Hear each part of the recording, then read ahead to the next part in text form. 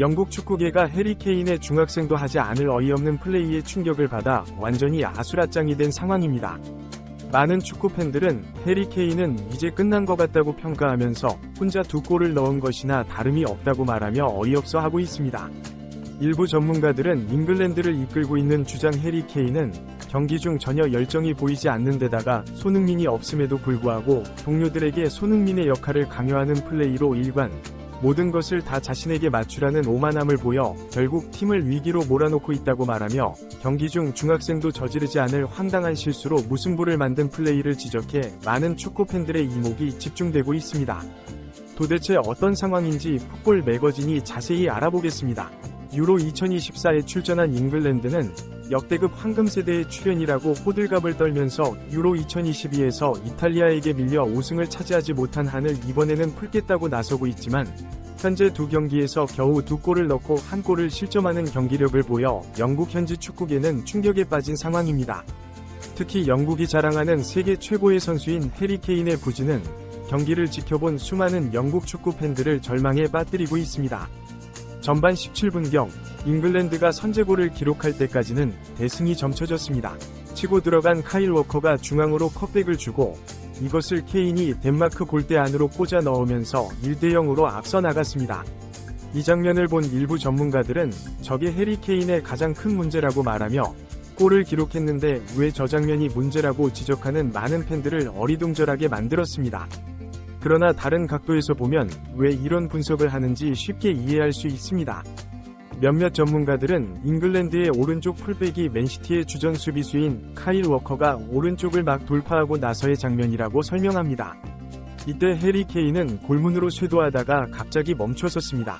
이런 움직임은 손흥민이 골문 앞에서 움직일 때와 매우 유사한 움직임입니다.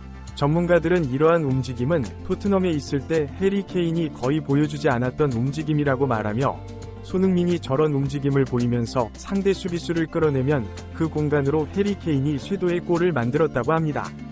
하지만 손흥민의 역할을 제대로 해주는 잉글랜드 국대 선수가 없다 보니 이제는 해리 케인이 그 자리에서 손흥민을 흉내내는 것 같다고 분석했습니다.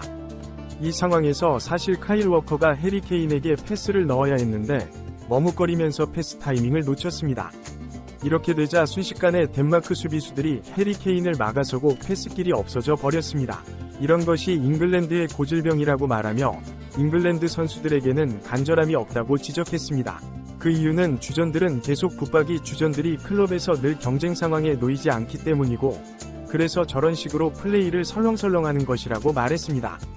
카일 워커는 이미 늦은 상황에서 무리하게 해리 케인에게 패스를 주었고 이것이 덴마크 수비수를 맞고 굴절되면서 우연의 일치로 해리 케인 바로 앞에 차기도 쉽고 방향도 너무 좋게 연결되었습니다. 이쪽에 완전히 공간이 비어서 슈팅도 쉽고 그냥 발만 대면 골로 기록될 수 있는 상황이었습니다.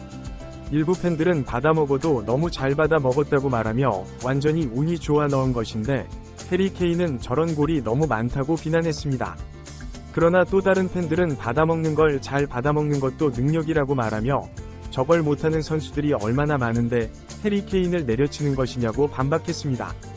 하지만 이 주장에 대해 일부 전문가들은 해리 케인의 가장 큰 문제는 자신이 토트넘에서 그 많은 골을 기록할 수 있었던 것이 손흥민이라는 존재 때문이라는 것을 인정하지 않는 것이라고 말했습니다. 이어 해리 케인이 골을 저런 식으로 받아먹는 플레이에 익숙한 이유는 손흥민이 부지런히 움직이며 공간을 만들고 상대 수비를 끌어내는 역할을 해서 그런 것이라고 설명했습니다. 손흥민이라는 존재가 지금의 해리 케인을 만드는데 얼마나 많은 역할을 했는지 영국은 인정하고 있지 않지만 덴마크의 동점골 상황을 보면 왜 저런 일이 일어나는지 이해할 수 있을 것이라고 말했습니다. 덴마크는 선제골을 얻어맞은 후 전반 33분경 덴마크의 중앙 미드필더가 중거리 슛을 넣어 충격에 빠졌습니다.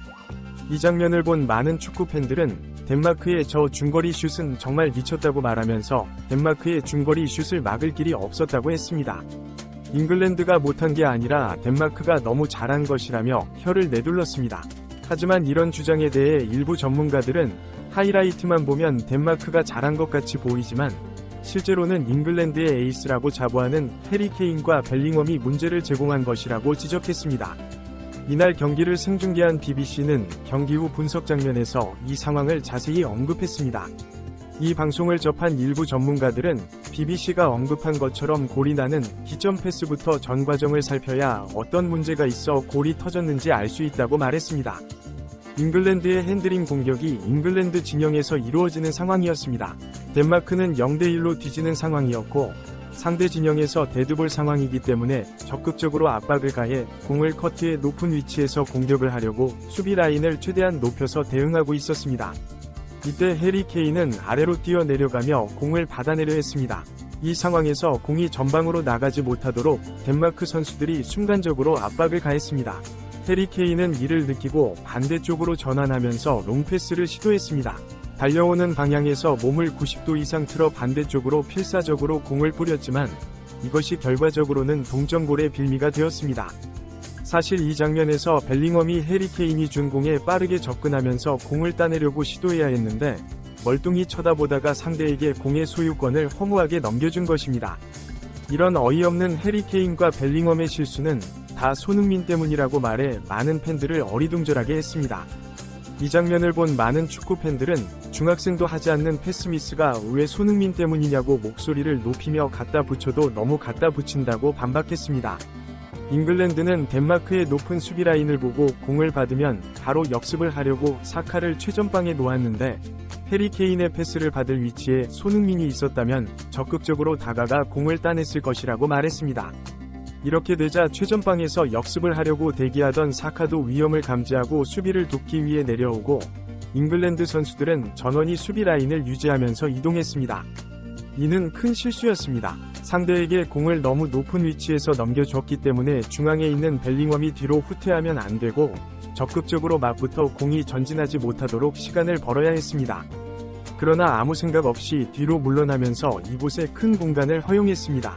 해리 케인 역시 당황한 나머지 수비 라인에 서서 수비에 가담하고 있었지만 이곳으로 덴마크가 공을 연결해 노크를 하였습니다.